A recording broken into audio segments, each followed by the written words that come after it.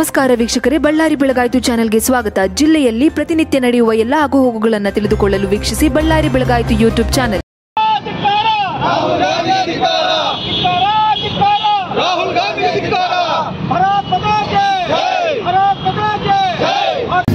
ಉಪರಾಷ್ಟ್ರಪತಿ ಒಬ್ಬರು ಕಾನ್ಸ್ಟಿಟ್ಯೂಷನ್ ತೋರಿಸ್ತಾರೆ, ಅವರಿಗೆ ಅವಮಾನ ಮಾಡೋದು ಸರಿ ಇಲ್ಲ ಅಂತ ನಾವು ಬಳ್ಳಾರಿ ಬಿಜೆಪಿಯಿಂದ ನಾವು ಇದಕ್ಕೆ ಪ್ರತಿಭಟನೆ ಮಾಡಿ ಸ್ಟ್ರೈಕ್ ಮಾಡ್ತಾ ಇದ್ದೀವಿ.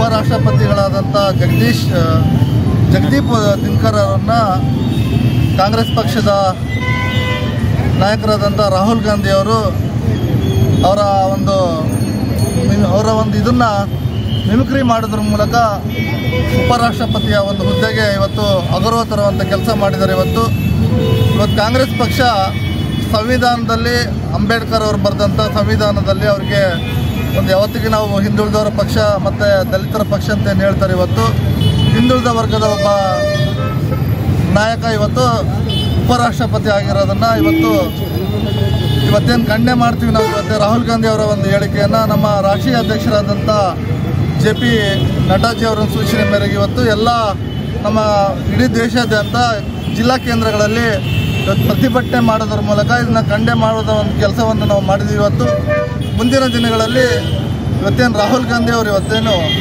ಪ್ರಧಾನಮಂತ್ರಿ ಆಗ್ಬೇಕಂದ್ರೆ ಕನಸು ಕಾಣ್ತಾ ಇದ್ದಾರೆ. ಅವರದರಲ್ಲೇ ಇವತ್ತು ಇಂಡಿಯಾ ಏನು ಮೈತ್ರಿಕೂಟ ಮಾಡ್ಕೊಂಡು ಅವರದರಲ್ಲೇ ಕಚ್ಚಾಟ ಪ್ರಾರಂಭ ಆಗಿದೆ.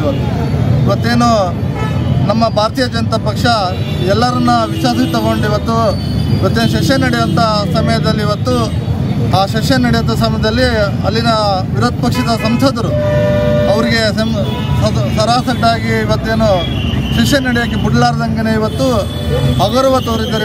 ರಾಹುಲ್ ಗಾಂಧಿಯವರು ತಕ್ಷಣವೇ ಕ್ಷಮೆ ಕೇಳಬೇಕು.